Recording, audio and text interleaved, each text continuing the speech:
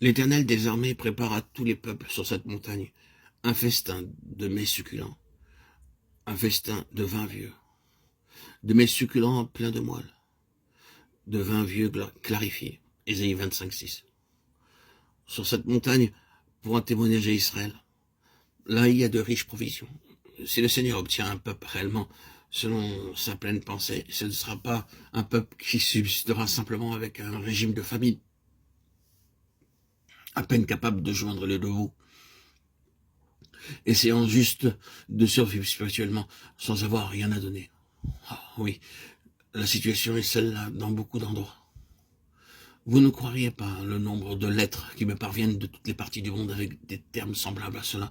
Je ne peux trouver nulle part de la nourriture spirituelle. On ne peut rien trouver dans toute cette contrée. Nous sommes morts de faim. Je n'exagère pas quand je dis qu'au cours d'une année, je pourrais remplir des volumes avec ce genre de récit. Le peuple du Seigneur crie pour avoir de la nourriture. C'est la situation. Et elle n'est pas imaginaire, mais tragiquement réelle.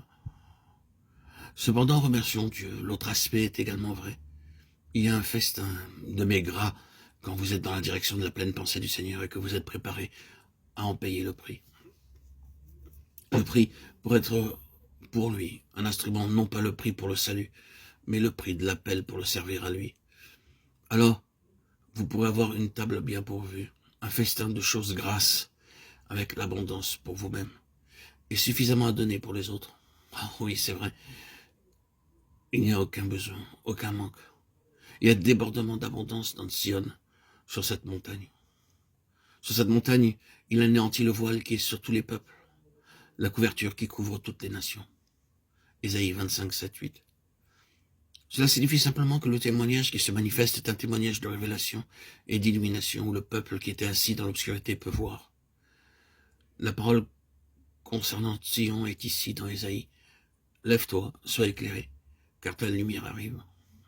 Et la gloire de l'Éternel se lève sur toi, Ésaïe 61. C'est dit pour Sion, mais quelle est la contrepartie de cela dans le Nouveau Testament? Elle est dans les dernières lettres de Paul pour l'Église. Considérons ce mot de gloire dans les Éphésiens. Il est notable que ce mot de gloire a une grande place dans ses épîtres écrits en prison.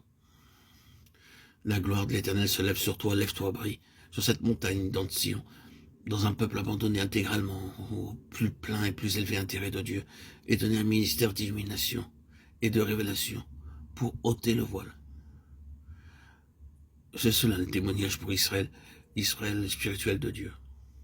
C'est là que montent les tribus de l'Éternel. Un témoignage à Israël. Tout ce que nous devons faire, c'est de demander au Seigneur de nous donner l'énergie du cœur, la promptitude et le dessein de monter à Sion. Et cela signifie spirituellement d'avoir le chemin de Sion dans nos cœurs. Ils trouvent dans leur cœur des chemins tout tracés, des chemins de Sion. Psaume 84, 5. Cette voie qui conduit à Sion est une affaire de cœur.